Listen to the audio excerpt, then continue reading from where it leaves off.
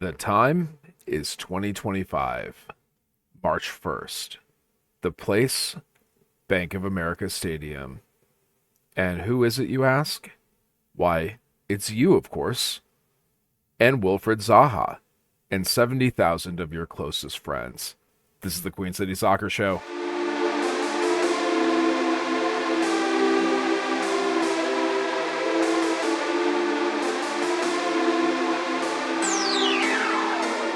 I'm Level Up Luke. I'm joined by your host with the most, Cole Godfrey. Cole, how are you doing today, my friend? I am doing extremely well. We have news flying around all over the place when it comes to our beloved club, Charlotte FC. It's a great day, and we'll definitely dive into it. Luke, how you feeling, man? Cold. I'm freezing. It is not okay how frigid it has been in Charlotte for the past few days. We got snow on the ground. We got soccer in our hearts. Can't lose. Let's go. Man, so much Yeah, man. news flying across the old timeline here since our last show. I know a lot of folks tuned in. Thank you guys so much. Wow, I mean, another soccer season is upon us here, Cole. Yeah, and with that comes just absolute rumors of transfers, actual transfers. Charlotte FC obviously is in the market for some DPs and another DP, which we'll touch on here in just a minute, and making moves for Crown Legacy. So it's that time of the year. We're getting ramped up here. Yeah. So let's not waste any time. Let's jump right into it. Of course, the move that everybody is talking about, Jamie Smith from your Greenville Triumph has joined the Charlotte FC organization. He's the son of head coach Dean Smith. He will be playing for Crown Legacy this season, which is our MLS Next Pro affiliate in Matthews at the Matthews Sportsplex. I've been a season ticket holder there for a few years, and it's always a good time if you can make the drive out to Matthews. It's, 30, 40 minutes from uptown Charlotte on the southeast side of town. It has a really cute downtown area with some train tracks, breweries, little restaurants. I'm a huge fan, and man, Crown Legacy making some waves here with the Jamie Smith signing. How do you feel about it?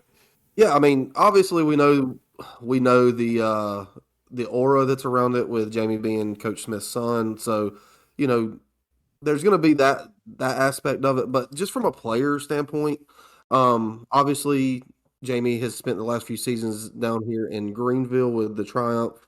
So I've got to watch Jamie up close and personal a good bit, and we've obviously had Jamie on the podcast and interviewed him, and we're going to be looking at trying to get Jamie back on to for his expectations of playing for this club, and but yeah, so defensively, dude, he's a baller. I mean, he's a big guy. He's very good on the ball. Has a good long ball. His switch up play is really really good.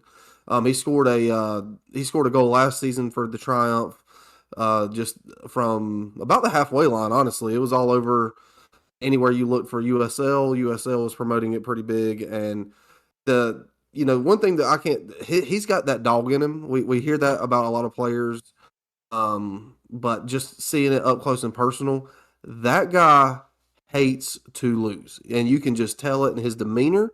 You can tell it in his tenacity. And I'm super, super excited to have him with Crown Legacy. And because realistically, that opens up a door for him to get some first team minutes. And obviously, I don't want it to come just because he is who he is.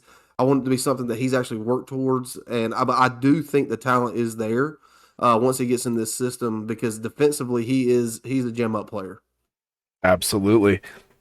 I feel like this is a full circle moment. A big inspiration for Dean Smith coming to Charlotte FC was that he had already been to a Charlotte FC game when he came to the U.S. to visit Jamie, who set up shop here in the Carolinas. He went to Limestone College, he went to NC State, and playing for the Greenville Triumph. So Jamie has been part of the Carolinas soccer community for quite a while. And Dean bought a vacation home, I believe in Myrtle Beach, so that they would have a reason to come back here and spend time with Jamie. That led him to attending a Charlotte FC game, getting on his radar, and then when the coaching position opened up, he was actively interested in it because it just makes a lot of sense for his family. And now he's reunited with Jamie here at Charlotte FC. Obviously, Dean, former Aston Villa man, and Jamie's a big supporter. He's a great follow on social media. Highly recommend it. Friend of the pod. If you guys want to hear more from him, you can search our back catalog for the Jamie Smith interview that Cole did with him last season. So, I mean, hey, stellar marks all around. I can tell you, I've seen a few of his games when he's played against Independence, and he always stuck out on the pitch. You could tell where Jamie was because of the activity level. So I think that's what you want to see in an MLS Next Pro player. Some veteran leadership. A lot of times, the Crown Legacy team is going to skew much younger. Guys that are just transitioning from the academy system into professional soccer. And I think Jamie could be a great leader, mentor, big brother type figure. So, this is just, it's good business from a team standpoint as well as a family standpoint. And we all know, like, the soccer community is a family. So, love to see it. Yeah, absolutely. With that being said, we're going to save the big signing for Charlotte FC for just a minute. We got some hot breaking news from our friends over at Top Ben 90 and now Tom Bogert reporting that Karol Swiderski, the soap opera that has been Karol Swiderski, is finally over. He has been sold from Charlotte FC to Panathinaikos and for a fee just over north of $2 million and opens up a DP slot for Charlotte FC. And this is something that we've talked about ad nauseum, Luke, and it's something that the Charlotte FC sphere, if you will, has talked about. And people love him, people hate him. At the end of the day, he was our first DP for this club. At the end of the day, he played really well down the stretch last season, coming back on loan from Hellas Verona and over in Italy.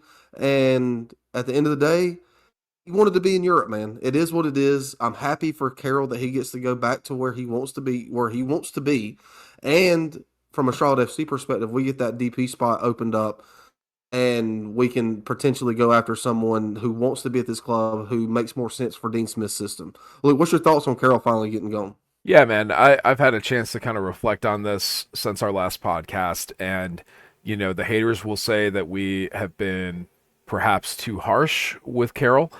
Now that this saga is finally coming to an end, I feel like we can kind of reflect back on what it means in the bigger scope of things. And I was listening to our boys, friends of the pod, on the Charlotte Soccer Show, and I believe Danny Brams was talking about how this is the end of Charlotte FC 1.0. And that really is a great way to look at it, in my opinion. 3 seasons in, we've had the growth. We've had 3 coaches in 3 years. We improved every season up to the point of making the 5th seed in the East last year. And with the amount of front office turnover, the amount of change, and now our first DP signing leaving the club, I think it really kind of bookends that first chapter. If you want to think about it like the Marvel Cinematic Universe, like this is the end of phase 1, okay? We haven't won the championship yet. This isn't the end of the Infinity Saga, but this is the end of phase 1. We've introduced all the characters. It started to gel together, and we kind of see the direction, right, that the club is going in. And Karol is a major part of that. He was not only our first DP signing, but he held it down throughout the turmoil of the first few years, and was a major storyline. The first of all, is he going to be an MLS level striker? Not necessarily, but he's been that one point of stability for the first few seasons and drama for the last few. So the last couple, will he, won't he? He's on loan to Italy. He's coming back. It really is, like you said, a soap opera. So I'm happy for Karol. It looks like it's a good fit, a club that he's very familiar with, and a league that he's familiar with. It's not a top 5 league in Europe, but he's going to get playing time. He's going to be on the Polish international team radar, probably more cachet at the new club than he had playing for MLS. All the reports were that the Poland FA didn't have that level of respect for MLS, and that was damaging Karol's prospects on the international stage. So, I think it's a good move all around. It frees up, like you said, a DP spot. That's something that we have some flexibility on. I don't know if we fill that in the winter window or if we wait until the summer, but all around, man, this transfer window is taking shape, and we can see the strategy here, right? Getting rid of Karol, opening up that spot, signing Pep on a non-DP deal, and getting a loan for Zaha, which we'll talk about in a moment. Like, the business side of this is coming together. We're getting a clearer picture of what's going on here. So I like it. We can finally put to rest this whole Karol conversation and move on. And that's what I'm most excited for, is moving on into the new season. I'll put a bow on this. We thank you, Karol. We truly do. Some of my favorite memories at Charlotte as a fan, being with my son, him scoring the free kick against FC Cincinnati in their debut season. That's the one that sticks out to me the most. I'll never forget my son's face when he hit that free kick, and man, it was just that again. That's something that I'll never forget, and that's brought to you by Karol Swiderski. So I'm not going to say anything bad or negative about Karol. I'm just excited for this club and the step and the direction that we're heading. Um, but yeah, so like I said, it opens up another DP slot for Charlotte FC. That would leave us with two, except you just touched on it a little bit, Luke. We've got Zaha. We've got Zaha. Wilfried Zaha. We got him, man. We We got him did. on loan until January 17th, 2026, with an option to extend the loan through January 3rd or June 30th, 2026. He will obviously occupy a designated player slot and an international roster slot. And obviously, if you don't know who Wilfried Zaha is, I implore you to go watch some highlights of this guy. I've been watching him for years when he was in the Premier League with Crystal Palace. He's an Ivory Coast international. Played 10 seasons in the Premier League with Crystal Palace, Manchester United, Cardiff City, where he had 68 goals and 305 appearances. And most recently, he's been with Galatasaray, and he is now with the Crown, man. And this is a massive, massive, massive signing, probably the biggest signing that Charlotte FC has ever made. Um, so, with that being said, where do you, I want to ask you this, Luke? Where do you see Wilfried playing? Do you see him taking away that starting nine from Big Pat, or do you see him more slotting in as like a 10, or like, because we've seen that Dean's not a big fan of the two striker system. So where do you see Zaha fitting in? Yeah, I think it's got to be at the 10. He might be more of a flex 10 and drift out towards the wings, but I think having a creator in that position is the most important thing that we need for this club. I think with Pat's star rising, it's going to get increasingly hard to keep him out of the lineup any given day. Pat's going to start getting more 90-minute games. That's, not to jump ahead to bold predictions for the season, but I think, like I said, Pat Star is rising. He's playing tonight at 7 o'clock for the U.S. national team, most likely. And I mean, that's just going to continue to gain steam and momentum now that he's on a larger stage. Zaha, I think, Dean has mentioned a number of times he's looking for that creative player. It seemed like with a wink and a nod, he had this move in mind already at the first press conference of the year where he was talking about the 10 position. So yeah, I see him at the 10. I think Dean sees him at the 10. Now, how that changes or evolves as the season goes on, we'll have to see. I think when you have Pep, who previously stated he doesn't like playing on the wing as much, and you sign him back again, and then you have Zaha, like, I don't know how that goes together. But I think it's really going to open up a lot of opportunity for some of the other wingers and attackers, and we could see an amazing season for someone like Liel Obata. I think the creation is going to take a lot of pressure off of him and allow him to get into that kind of scoring position where he really excelled for Celtic. So I want to see a return to that Liel Abada that played for Celtic a few seasons ago, We all want to see a return to form for Zaha from the Premier League days, and Pep Biel. You know, he has a lot to prove. Big Pat, he's finally getting an opportunity. He has a lot to prove, man. There's nothing more dangerous in sports than players who are talented, motivated, and have something to prove to themselves and other people. And I think we have a squad that is going to have a big chip on their shoulder this year. Add in the fact, you know, last year in the playoffs, the way things ended, the way that referees directly decided that game. I think this season you have to take that option away. You have to win on the field and put it beyond any measure of doubt. And we have the type of talent, the type of players who can do that. Yeah, and I mean, I will kind of echo what you said. I mean, I think this signing is obviously great for the club, but it's for individuals. And I want to touch on Liel. You know, Liel come in here and he had a very tumultuous situation going on at Celtic. We all know, and he came in and he was a good player for this club. He went kind of invisible there for a couple of games. He's really inconsistent, but I think this helps him out tremendously. I agree with what you said in the fact that it takes off some pressure from Liel and lets him kind of slide back, which is where he would prefer. He would prefer to kind of be in, you know, that not underdog, but the guy that's kind of behind the curtain that's pulling the strings and popping up with goals. And I think the signing of Zaha, I think it 100% is a good thing for Liel to be able to flourish in Dean Smith's system.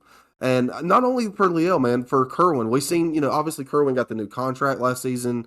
And if Kerwin is starting out there on the left, I think that the link up play, think about this attack now that Charlotte FC has, man. If it does go the way that I think it's going to go in having Big Pat up top, Wilfried at the 10, Kerwin on the left, Liel on the right, and then maybe Pep some on the right, or maybe Pep some a little bit more centrally. And that attack is scary good, man. I think this signing just bumped Charlotte FC from like a fringe top five or fifth or sixth place finish to fighting for the East. It's that big of a deal. Yeah, and you know, the outsiders are going to focus on the Zaha signing, but I think those of us that know the club better can kind of see what Dean is doing here. He's known as an attacking coach. He's known for his attacking philosophy.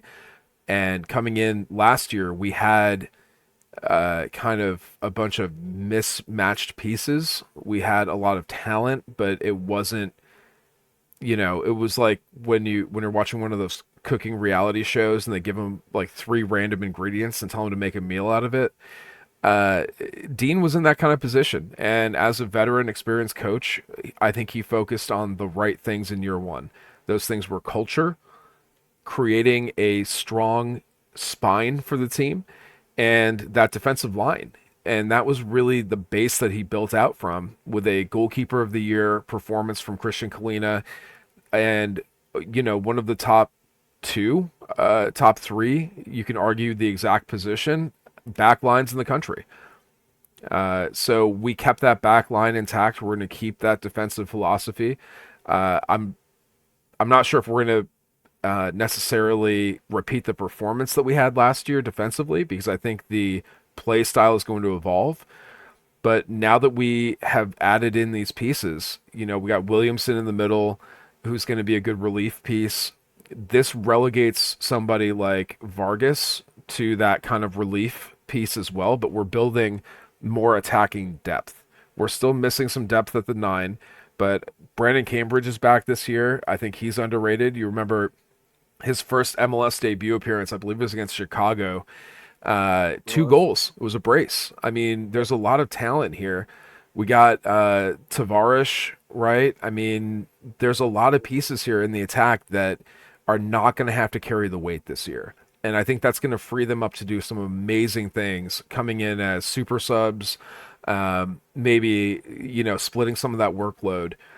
That is going to be a boon for the attacking starters, being able to rest them and not necessarily wear them down every game. But it's also going to be really good for these younger depth pieces, like somebody like Vargas, who has so much upside, but he still needs more polish. He needs more confidence. And now that he doesn't have to be the guy and carry that load, I think that frees him up to take a giant leap in his career. And I really think you're going to see Vargas be a national team player.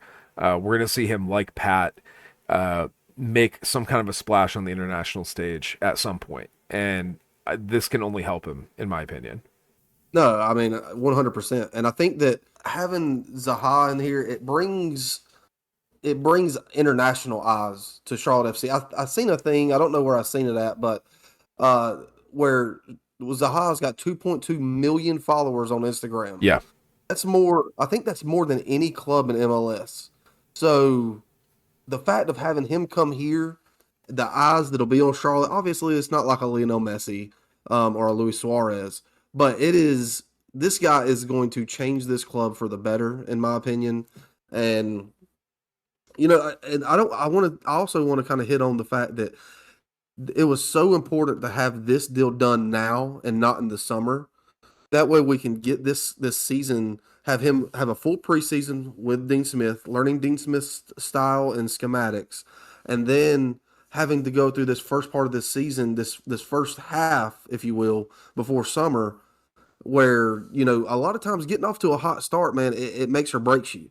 And if you get out to a hot start and having him for that beginning part of the season, I think it can't be overstated how important that is. But like we said, we talked about, Big Pat, being up there at the 9. I do want to touch on this really quick. Do you have anything else you want to add to Zaha before we move on? Yeah, I'll throw it out there. Charlotte FC on Instagram has about, let's be generous and say 250,000 followers. Zaha has 2.2 million. So just about 10 times as many followers as Charlotte FC does. So this is a lot of visibility. I'm going to continue to harp on the national pundits and critics who rate us in the preseason. They've picked us to finish just about last in the Eastern Conference and MLS the last 3 seasons. And we've been a fringe playoff team, and then a very solid playoff team in those 3 years. So they've been consistently wrong. We've been consistently underrated and slept on. I think those days are over. I think this year they're going to see this signing and instantly bump us up in their estimation. However, like I said, it goes a lot deeper than that because it's not just the Zaha signing. It is this team is continuing to evolve. You have Ashley Westwood holding it down as the captain, Tim Ream, coming in last season, and just all of these moves I am so impressed with. This is the transfer window that was prophesied, that we've been awaiting. Zaha is the prince that was promised, as we, used to say back in the first season, right? Like it's finally coming together, and I'm so excited to see it. I don't know, if we fill that other DP slot in this window, but even without it, this is a successful transfer window already, and it does give us flexibility in the summer window to make another acquisition as we're beginning that playoff push. Yeah, and I want to add that other DP slot, man. Like I tend to agree with you. I think that it's more than likely going to be used this summer, but you never know, man. You never They know. may have somebody. They may have somebody they're targeting right now, and if that's the case, man, that's another huge signing that this club could make before the season starts. And but you got to give credit where credit's due, man. There's a lot of haters out there that don't like the Z-Man Zoran Cornetta and David Tepper, but this is a big deal. This was a massive, massive signing. If you look on Twitter, if you go on the Twitter sphere and you look at anything soccer related, MLS related for the United States, you got this is all over. And not only that, then if you look at from a national standpoint, you got Patrick Agyemang getting his first ever cap. I know we kind of touched on our last episode that he got called up. We didn't know if he was actually going to get to see any minutes, but Mauricio Pochettino, the gaffer for the United States men's national team, decided to start Big Pat, and he started. And with that start, he scored a goal, man. His debut, his first ever cap for the United States men's national team. He comes out with a goal. He megs the keeper. The U.S. went on to win that game. I believe it was 3-1, and they got another game tonight. And we'll see if Big Pat gets see some more minutes. But Charlotte is all over the place right now in this country, man, for soccer, and I love to see it personally. Yeah, absolutely. And also it's out there as far as, spending money. So we're seeing Atlanta United finalize their deal with Miguel Almiron, and that was a move that we were rumored to be in the race for. That's going to be somewhere between probably a 16 and 18 million dollar acquisition cost plus his salary. We're getting Zaha for what I believe is $0 acquisition cost and part, if not all, of his salary. So who's really coming out ahead on this? We're coming out potentially $20 million ahead of Atlanta United on the Zaha deal versus an Amaran deal. So that's just good business, in my opinion. We get him for the same length of time. We're just not putting in the money. We can still sell his jersey. We can still reap the profit of his social media presence. And then, oh yeah, on the field, he could be returning to Premier League form. And he's coming in saying he wants to be the MVP of MLS this season. So, I mean, what's the downside of this deal? I'm not seeing it. This is good business, and we're probably getting a fee from Atlanta United on that Amaran deal. So we're actually coming out even further ahead. Probably what, 100,000 in GAM? Like, Yeah. that's not nothing. You can use that money for something in the convoluted MLS salary cap structure. So, I mean, great deal, great business. And as far as Zoran, like, we know that he knows what he's doing, but every transfer window, it's been excuses. It's been finding diamonds in the rough and making, sometimes questionable deals, but also being able to move on when something's not working. So that was part of the frustration with the Karol situation, was that it wasn't working and we weren't moving on. It just felt like we were stuck in place for a long time. We're finally, getting that breath of freedom, and the business is good. We have a DP in Liel Abada. We have a DP with Zaha, non-DP deal for Pep Biel. I mean, what more do you want? This is the kind of general management that we've been looking for. The kind that I appreciate, right? Is flexibility and finding these players that have a chip on their shoulder, that have something to prove. That Charlotte FC should not be in the bidding for a Liel Abada or a Wilfried Zaha. Like, we should not be in that conversation, but we are, and they're coming here. They're coming to the Queen City. Yeah. I mean, again, it's a great time, obviously, leading up to the season. Um, I do agree with you. I think that Charlotte did get the better end of the deal when it comes to, if you just look at the transfers. There's probably more upside, honestly, to Miguel, just because of his age and the style of play that he plays with. But for business decision and what Zaha can bring to this club as far as leadership and as far as just technical ability and link up play from up top, I I think it's going to work out better in the long run for Charlotte FC. I'm not just saying that because I'm a Charlotte FC fan. I'm saying that because if I'm looking at it with my blue and black colored glasses off for a second and take a look at this, you know, who else does Atlanta United have really? So Right. this is obviously Miguel is a world class talent. I'm not taking anything away from it, and he's an Atlanta United legend. I get all that, but from a business standpoint in the long run, I think Charlotte FC definitely comes out on top. Um, I do want to touch on this real quick, Luke. So you touched on, obviously we said on the last pod that Charlotte's preseason, we gave y'all some key dates that they were going to be having some friendlies. I did want to touch on this. Luke loosely touched on this. They are having a closed door friendly with Nashville. That has been confirmed Friday, January 24th at 1:30 p.m. And they're also having another closed door friendly with Sporting Kansas City Wednesday, January 29th at 11 a.m. So I doubt very seriously you're going to see any. You may see some clips here and there from these games, but not much. And then obviously Wednesday, February 5th, they got the big one against North Carolina FC at 2 p.m. And then they'll be going out to the Coachella Valley Invitational.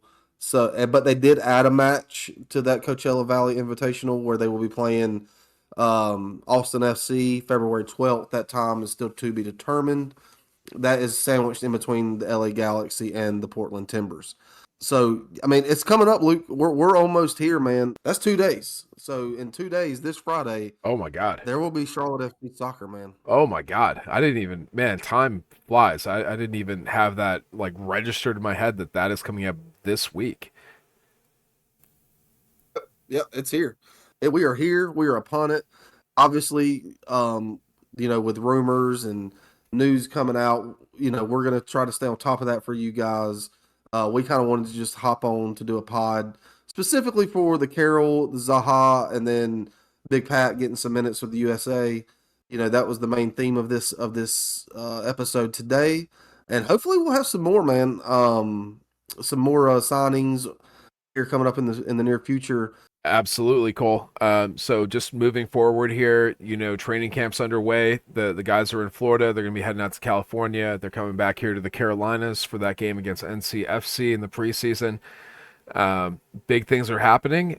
And for the listeners out there, if you have questions, if you have thoughts, make sure to drop us a line, ask your questions. We'll try to get answers to you here on the program or, respond back to you directly. I do plan on doing the post game spaces this year. So make sure to follow on Twitter at LVLUP_Luke. And usually 30 to 60 minutes after the end of a game, we'll go live and you can jump on that spaces and listen to our kind of panel of fans discuss the game. Sometimes we get experts, sometimes we get other podcasters, sports media, figures in Charlotte who can give us their insight and opinions. Shout out to Sam from Soccer Sheet. He's one of our regulars. And, the actual journalists that do the hard work. And then, I'll be your curator for the hot takes. And you can request to speak on those spaces and hop up and join us or just listen along. It's all good. Luke, I do want to touch on the spaces for a second, if you don't mind. I believe we are the only Charlotte FC media outlet, independent or with the team, that does any type of post-game show. Yep. Shout out to friends of the program, Will Polaczyk with WFNZ. He does a great post-game recap and analysis. That's on their Crown Corner podcast feed. That is just straight up, sports media post-game segment. And I listen to that after every game, usually the next morning. It arrives in my podcast feed. So that's great for a game recap. But like I said, we're like a call-in show where the fans can join in and vent their frustrations, share their opinions, have a celebratory beverage. So that is our little niche. Will, and obviously previously with Jess, they do a great job. I listen to it every game. Our post game is a little bit more unfiltered, a little bit more. Luke has attributed it to kind of like being at the bar with your friends, just talking shop. So if you're listening to this, or if you do follow us on Twitter or Instagram or TikTok or wherever it may be, please be sure to hop on. That is such a fun time. Regardless of the outcome, it's still great to get on there. If it's a loss, to get on there and have a little bit of therapy with your fellow Charlotte FCians. And if it's a win, to get on there and gloat and talk about what went right. We have a great time, and like I said, I think we're your one-stop shop for that. So do make sure that you are giving Luke a follow on Twitter and the show on Twitter, because it's a good time, and Luke does a great job moderating that. So again, I just wanted to kind of say that before we hopped off, Luke. But I'm good, man. I'm excited. I'm ready to watch the USA to play tonight. Again, Big Pat, Tim Ream, they're in camp, so they might be able to see some Charlotte FC boys get some minutes tonight. So, All right, Cole. Well, hey, until next time, I will wait with bated breath to see the results of these closed-door friendlies. I'm going to be scouring the internet for like an Instagram live feed, try to get some eyes on this game. We'll see you guys probably back here next week where we will have more to talk about. The rumors keep flying, the deals are going through, and we're going to start having some preseason results to discuss. and then obviously, guys, just give us a follow on Twitter at QCS Pod. And then you can go on to Instagram as QCS Pod _, I believe, or the Queen City Soccer Show _. And then YouTube and TikTok is all at QCS Pod. And we're going to be keeping you updated with what's going on in preseason for Charlotte FC. So it's exciting times. It's freezing cold here in Charlotte. So as the snow fades away, the soccer will take its place. And as always, Cole, it is for the crown. It is. It's always for the crown.